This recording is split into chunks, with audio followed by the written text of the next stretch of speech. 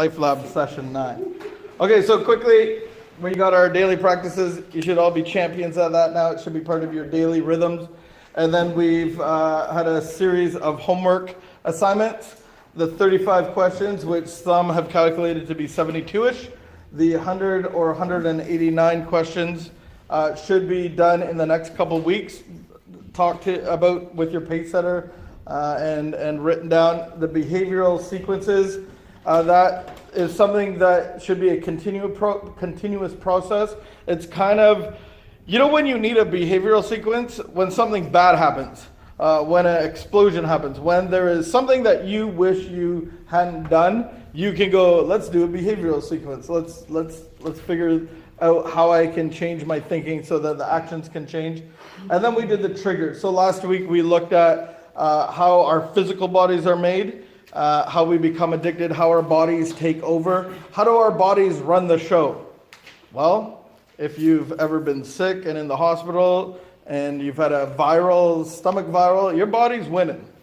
If you have allergies, if you ingest peanuts and you got to hit orange to the thigh and blue to the sky, your body's in control, right? Somebody else probably will have to do that for you. And so we looked at kind of our emotional and physical triggers last week, and so we gave you some homework on that. So you can start to identify this kind of thing so that your behavioral sequences will be easier. We've looked at how we were made, right? This is our body, this is our soul, and what's made in our soul, what we've already looked at. Last week we looked at mind and will. So that was your intellect and your thoughts. So these are very important aspects of you being able to cause change, because there's a lot of belief systems, there's a lot of experiences, there's a lot of things that you've inputted and then had conclusions to, and then you act upon.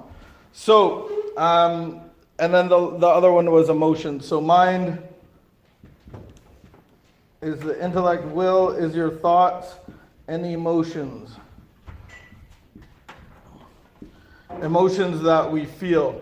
So we looked at, with the behavioral sequences, we looked at, these are really good for solving issues with fear and with anger. And so if you see an outcome that you would, let's say it could be something like a social issue, where it's like personally, I don't like going to events or functions or parties.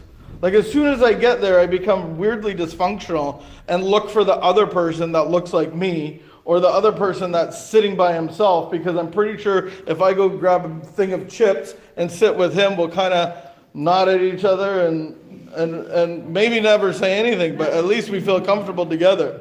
And so it's like, I don't want to change who I am, but maybe I could be more social in different settings. Maybe I don't have to live under that fear. Maybe you're somebody that your world gets smaller and smaller because of that kind of fear. So this is a great way to really identify what's the tape, what's speaking to me to keep this behavior in action. And especially if you have children or relationships, bosses, employees, that kind of thing.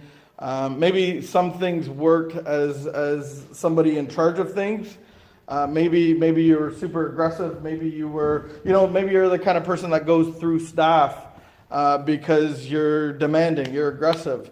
And sometimes that is functional because your employees have a high level of expectations and they perform well, but they're performing out of fear and they're doing overtime and maybe they're getting cheated off of hours or whatever. So this is something that you can change by looking at how you're thinking and stuff. So that was the body and the soul that we've done, and now we're going to quickly do a little bit of a review on the behavioral sequences, because that's everybody's favorite thing to do.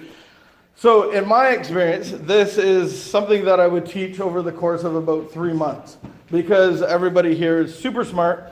We do it in one session. I think one session. We do it in one session, maybe two. break it up in two. So the basic goal behind it is changing the outcome, the result, the consequences of my thinking. So we have an outside cue. So that's people, places, and things. We don't have any ownership over them. We can't control those things. Maybe some of us, especially with substance abuse or some issues, I've liked to control everything out here because I was out of control in here. So those are actual things that you really have not very much power over. And they're going to happen. They're going to happen to everybody on a daily basis. So then you have your inside cue. And remember, that was more of a thought, a memory, an emotion, a physical sensation. And so this is something that actually happens within you. And so this is kind of like the trigger homework stuff. And then this is what happens within you. This is something that we can take ownership of. This is something that we can start to begin to change. And as we think, we will act. So whatever the result or the consequences, there's a thought process behind it. We're not robots. We're not programmed, although you can program your brain to react. Remember, we talked about first responders and police officers. That's what happens when you do something over and over again. Your brain chemistry changes and you react instead of going through a whole thought process. So we want to rewind some of that because a lot of us are reacting instantly. There's an outside cue and we go right to the consequence or the result. There's nothing in between that. So a lot of times you want to see a result. Oh, I picked up a drink. Oh, I freaked out at so-and-so. Oh, I didn't hand in my homework in on time.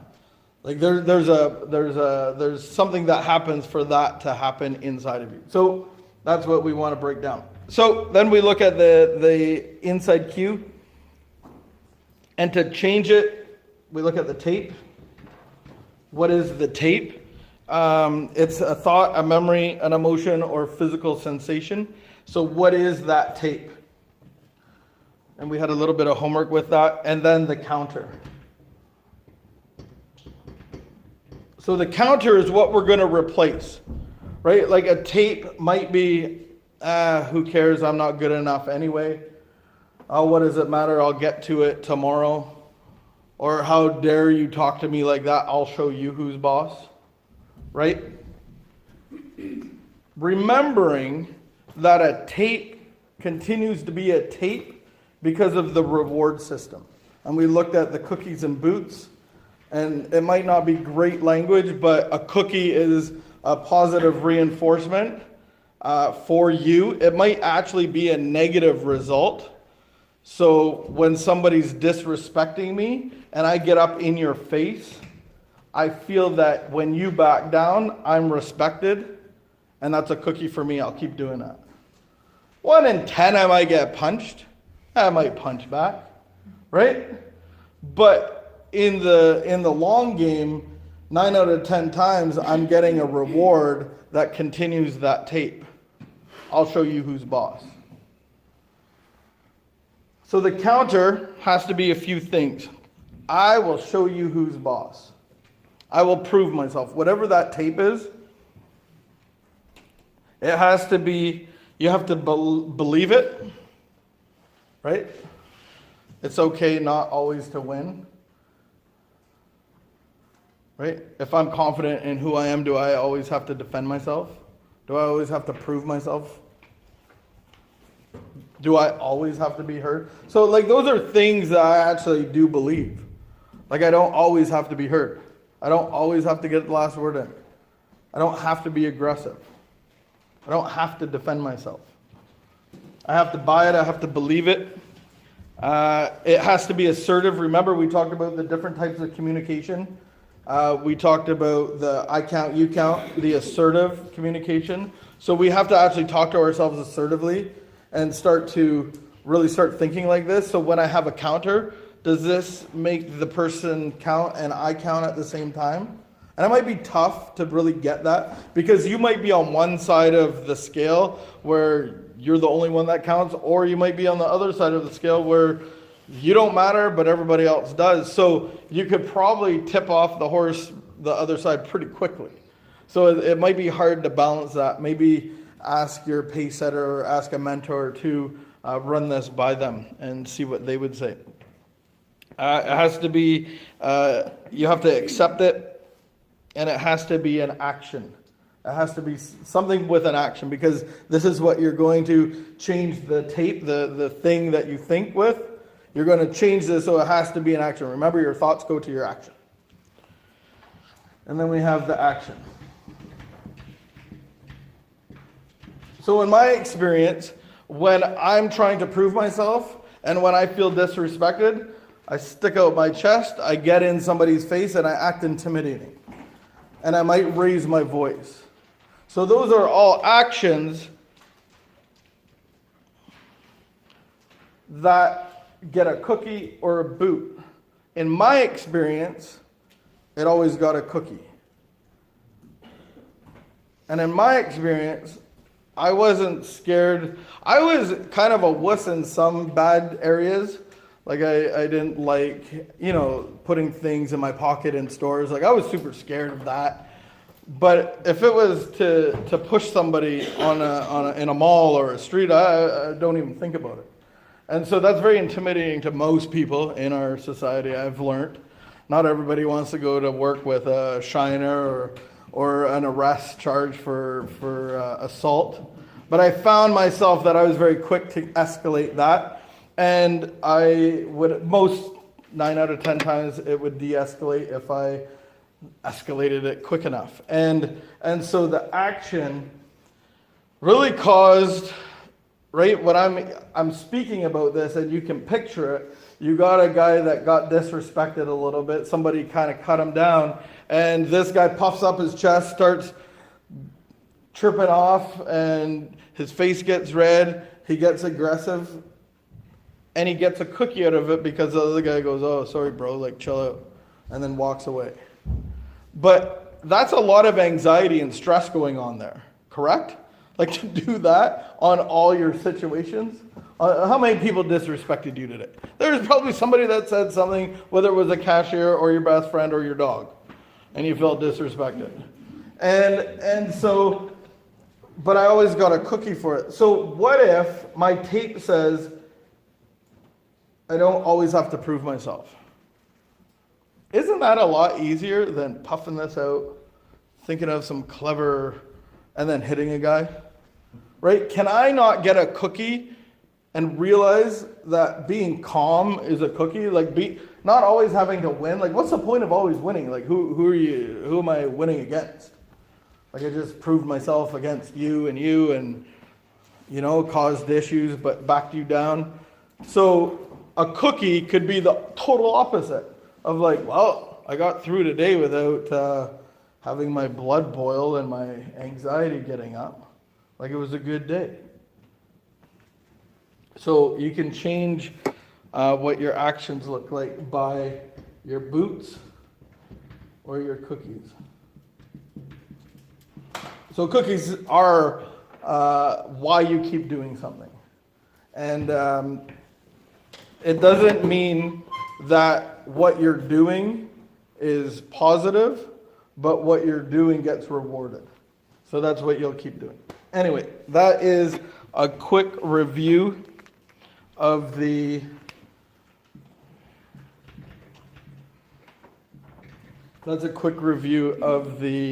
behavioral sequences. So it may still be as clear as mud. The best thing is, if you're unsure about it, then wait till you have a result that you do not like. Wait till you have a result where you know that you're reacting to a 9 or a 10 or a 15 when everybody else would be reacting probably to a 3. So look at the result. Why am I feeling like this? I'm like blowing up. I feel insecure. I feel this, that, or the other thing. and then go, I don't want this result because I said something hurtful or I gossiped. Because a lot of us could do little things that we don't like, but we keep doing it. We go and talk about this person, or we say something about that person. Or you're punching holes in walls. Or you're emotionally eating, or you're cutting yourself. Why are you doing that? So look at the results and then go, okay, I want change. How do I do that? It's not as easy as it seems, or maybe it seems hard. So I'm saying that this can be a work in progress. I would just say try it. Look at a result that you didn't like and just write that down. And then figure out what was the outside cue. And then even, I know people have called me and we've walked it through. And there are some people here that can see it very easily, where you're right in the middle of it and things have been kind of automatic for a long time. You might not see it as clearly. So maybe just start with a result that you don't like. Yeah?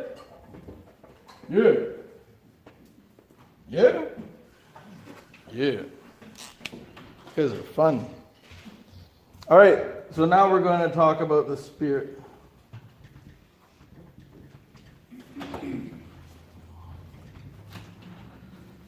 And we looked at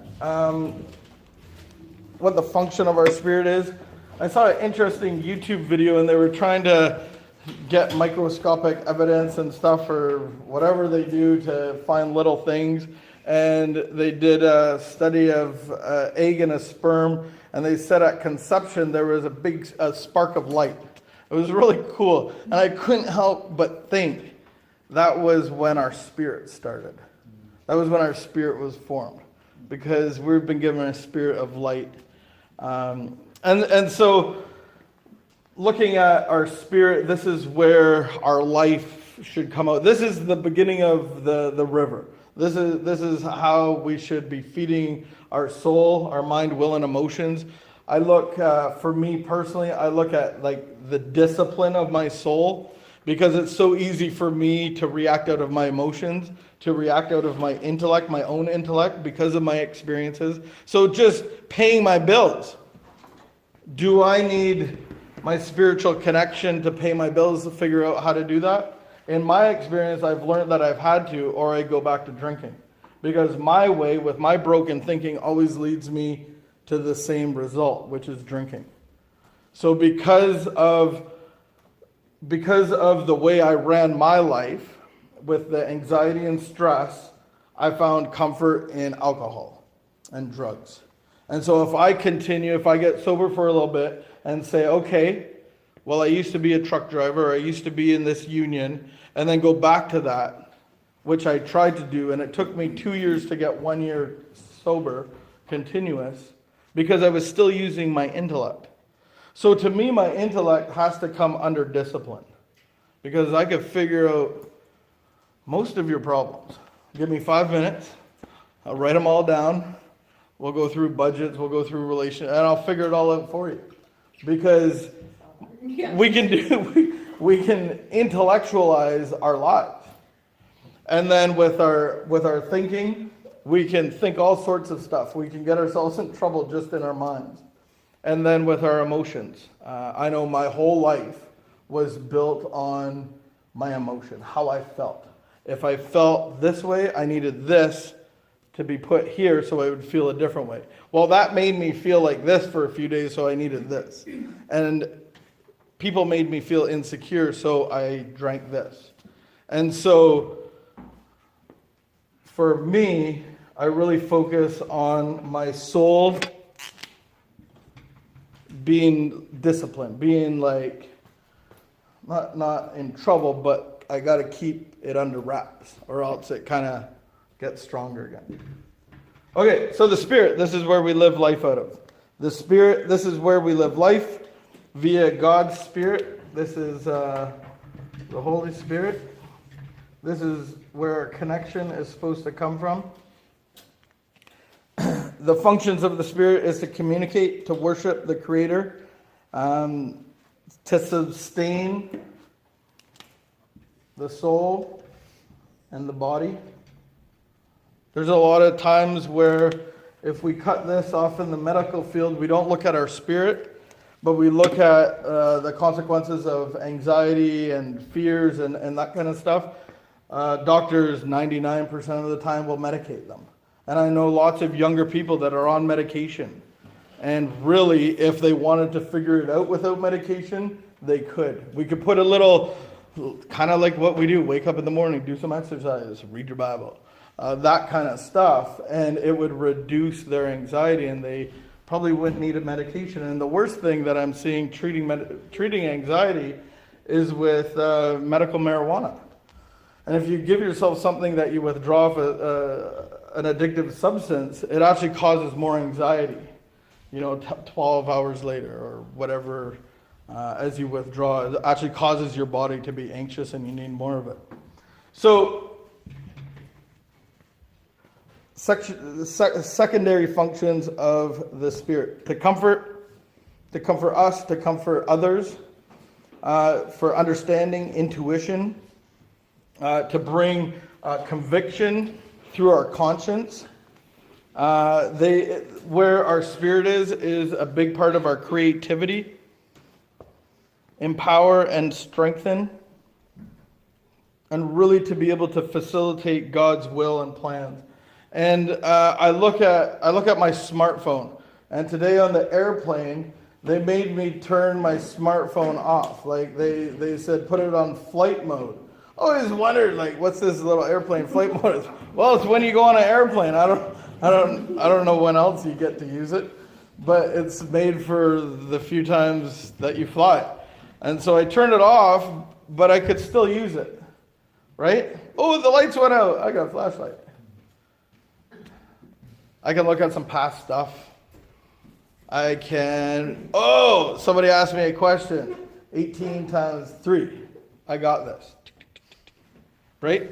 It has some functions. And I looked at that as my spirit, and I think a lot of our intellect can intellectualize, I have a spirit, we're all good, I do these things, I have the creativity, I have functionality in it, but I believe that there's more to it. So when I landed, I took my phone off flight mode, because I was allowed, and I had some incoming messages. Stop it. Okay. I had one new message from my friend that missed me. He was longing for me. He gave me the little fist emoji and the thumbs up. Where you at, dog? Truth comes out. But do you see the difference? And that's the difference that I see. The phone's not fully functional. It can do some cool stuff like listen to music and whatnot, but it doesn't get new information. It doesn't do texting. It doesn't do phone. It doesn't really do what a phone's supposed to do. Like technically a phone's supposed to be for talking on and communicating. Remember that? A phone was for that.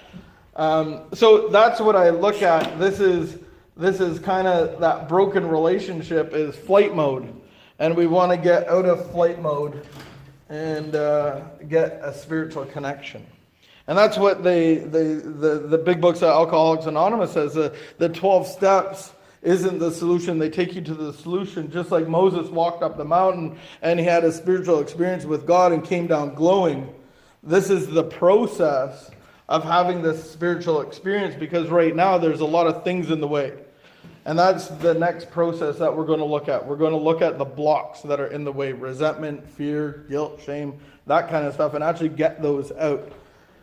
And the whole point of this is to have a spiritual connection and then pass on the message.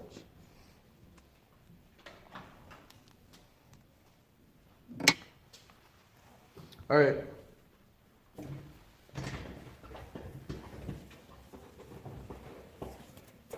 So we have a classification of 6 different types of wounding of your spirit. These are 6 classifications why you're on flight mode.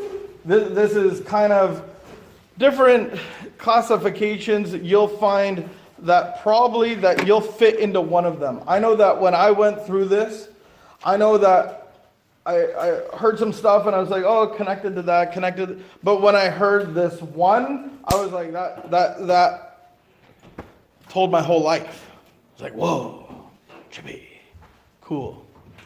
And I think a part of understanding maybe where a wounding is kind of like going to the doctor. And they go, does this hurt? Does that hurt? Can you move this way? Can you bend that way? This isn't about fixing it, but it's about identifying where some wounding comes from. And this is another way that you can actually start countering some of the tapes. Because some of you have tremendous wounding in your spirit, crushed and broken and hurt and abandoned and abused. And there's reasons why some of the tapes are in your head. So this is just a good measuring stick of what maybe some of your wounding could be. So I don't want to get stuck in it. I don't want you to wear it. Your past and your wounding isn't who you are. But it's important, I think, sometimes to go through your past to get to your future. So if you never looked at some of the counters to the tapes, and so many times we're like, oh, well, I got sober. Life is just going to move forward from here on out. And you realize 2 years later, you're still thinking a lot of the same things. It's because you probably never went back and looked at the wounding that you have suffered. All right, so the first one is timid and fearful.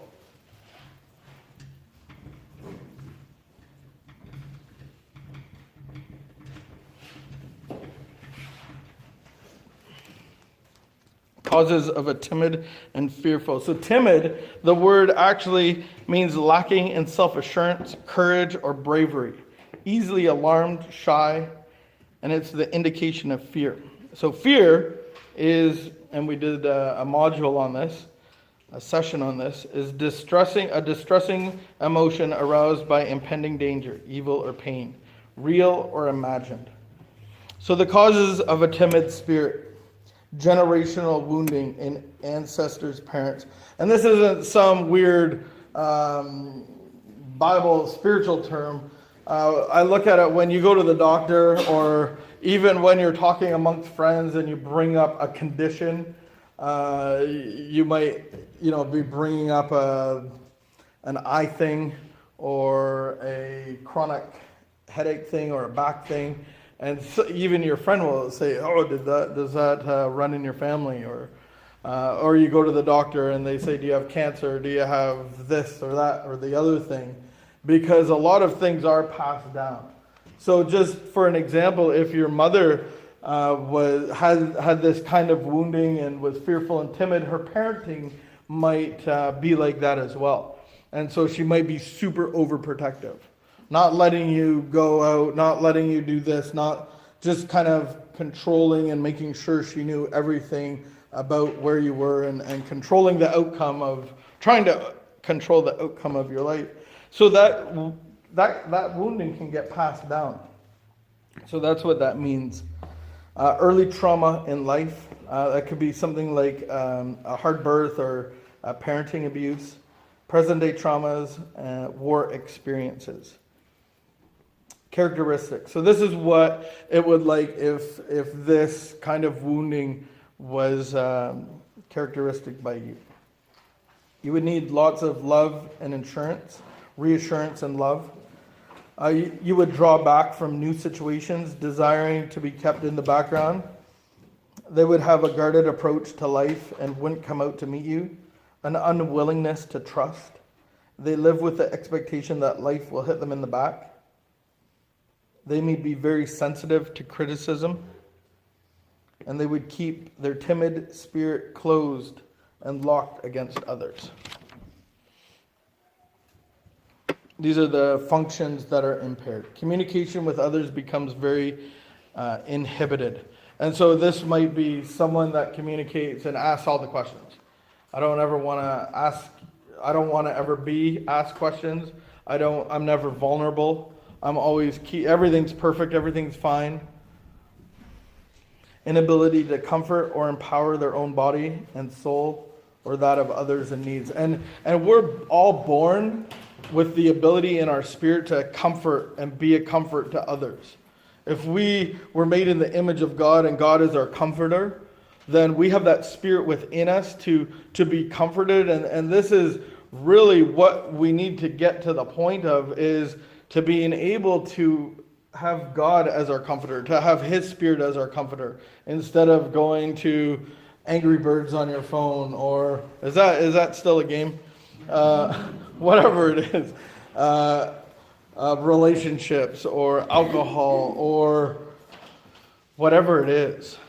We seek that outside comfort. It could be work. It could be prestige. All those things that we need comfort from, we're actually given the ability to get it from within us and from within God. And so a lot of the things that will be changing how we get our comfort, I know for me, I listen to worship music. And I have a playlist, and I probably have to expand it because I hear it over and over and over. And it's like, that's how I'm comforted now. Just even reading my Bible. Silence, quietness and silence. And believe me, I am not perfect, because in my retreat this last week, some of that stuff came up, is where do I get my comfort from? So I think it's a process. So number 2 is the imprisoned spirit.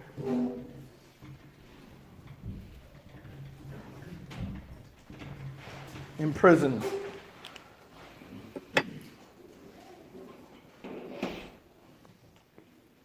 Causes of imprisoned spirit. Domination or control by others. Bondage, physical or spiritual. Legalism. Very strict home regime at home. Whether that's parenting, very strict parenting, or kind of your dad was in the military and expected the home to run like a military base, or it could be private schools and rulers. Did anybody have that? The private school and the ruler? I did. It's hard stuff. You got to behave. The domination or control by others. We can see that through a sibling, through an older or younger sibling that is manipulative, that is dominant physically. We can see that even with parents, that kind of thing. So that is the causes of the imprisoned spirit. Characteristics. So this is what it would look like. Isolation, usually self-imposed, and independent lifestyle. Control of their own life and others. So I'm feeling out of control, so I try to control everything around me. Legalism is a lifestyle, so I structure my life around rules and structure, and there's no flexibility at all. Guilt. So just feeling bad, feeling wrong, feeling not good enough. Kind of that person that's always saying, oh, what did I do now? It's like, hey, can we talk later? Oh, what did I do? Oh my goodness. Fear. Relationally, physically, and not taking risks. Functions impaired. The primary function of communication is seriously impaired.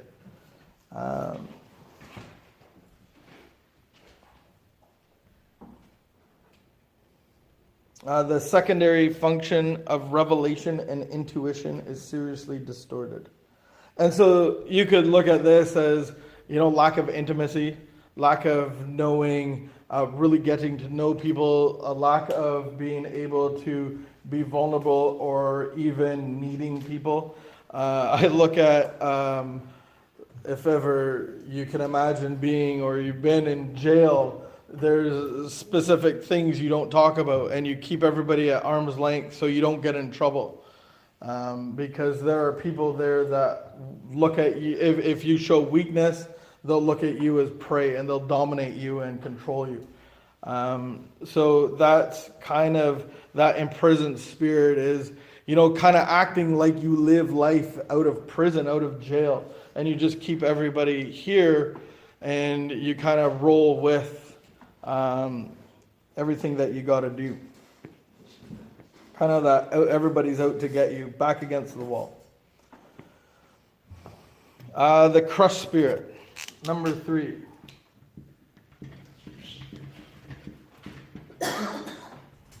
Crushed. Causes of a crushed spirit. Inappropriate burden bearing.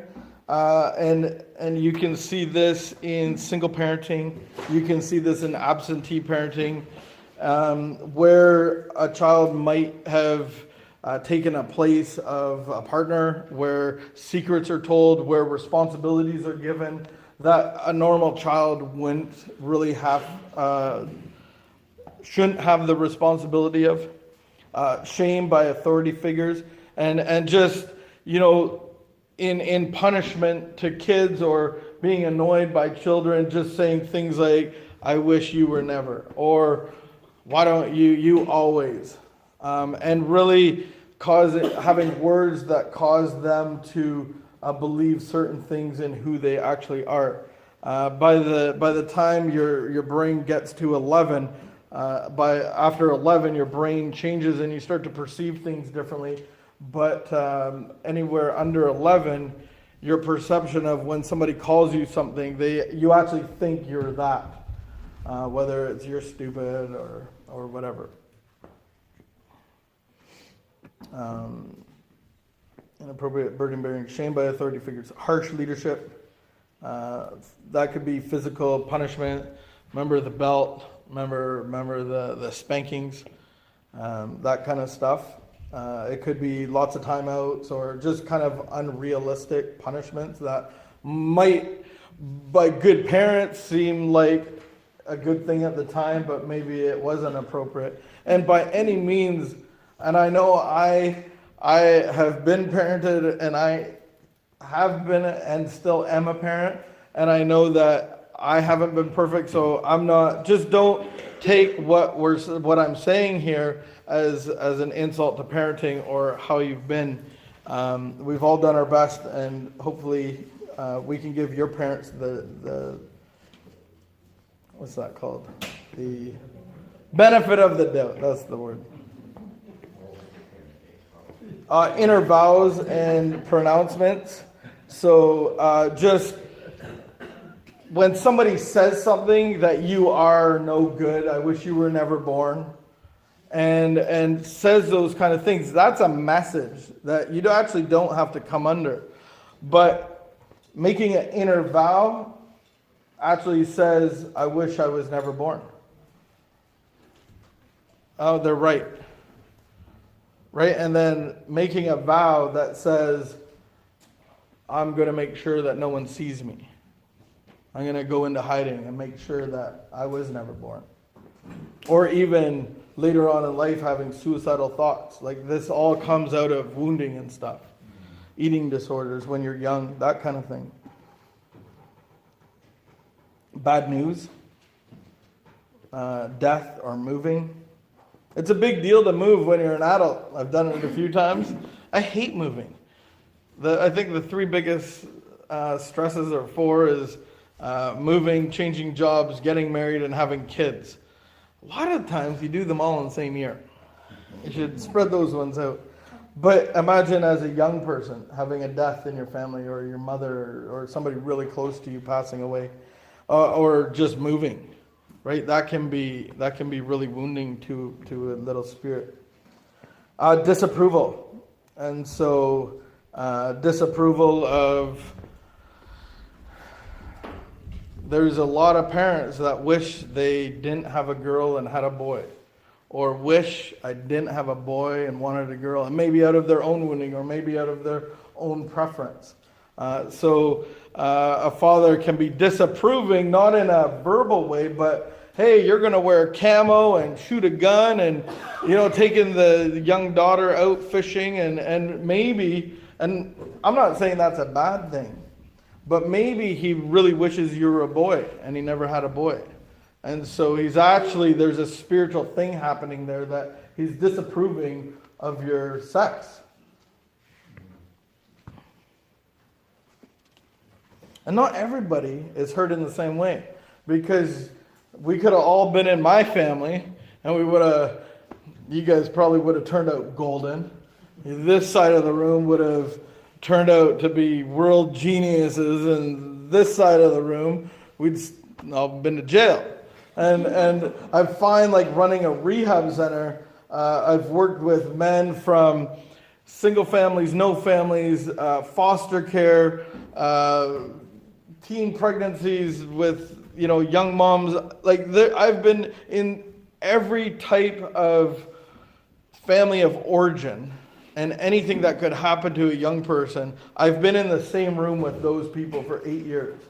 And I always think it's amazing that we all ended up in the same room, because this guy had beautiful parents and this guy had no parents, and this guy was abused, and this guy grew up in Asia. And I always say, like, hey, we're all wounded because we all ended up in the hospital in the same place. So not everyone is hurt in the same ways. Okay, so characteristics: continual grieving. So just kind of a mourning, always being sad, having trouble to find joy. Little self-affirmation. So just not being able to give yourself props, little high fives here and there, like, hey, I did a good job. Always kind of asking, like, hey, do you approve of me? Hey, did I do good in sports? Hey, did you see me out there? Very little to no self-worth, self-rejection, and weariness. A lot of the spiritual wounding will have the weariness part, and that's just being tired. And so for the crushed spirit, that kind of continual grieving, no self-affirmation, little self-worth, self-rejection, it's really draining. Imagine always, carrying an anchor around and being sad and knowing that no one approves of you and knowing that you've been rejected, that kind of stuff. That makes somebody tired. Weary, despair, face shows continual sadness and tears. There's nothing wrong with crying at all. Suicidal, constantly on their minds. And this is an interesting one, because suicide on your mind doesn't necessarily comes out with a statement that says, I'm going to kill myself, although it does. But a suicidal thought is, it's not even worth it. Like that little thought right there, it's not worth it. What does that really mean? It's not worth what? That's a suicidal thought. They'd all be better without me. I wonder if anybody would even miss me. Those are all suicidal thoughts. Self-pity is another one. Functions impaired, unable to comfort, sustain, or empower the body and soul. And this is just breaking down of your... this is the building up almost of your emotions and your intellect and your soul. That's when everything else takes over and you rely on that. All right, we're going to stop there and we'll pick up session 9.A or B, whatever we're gonna pick it up next week and finish the spiritual wounding.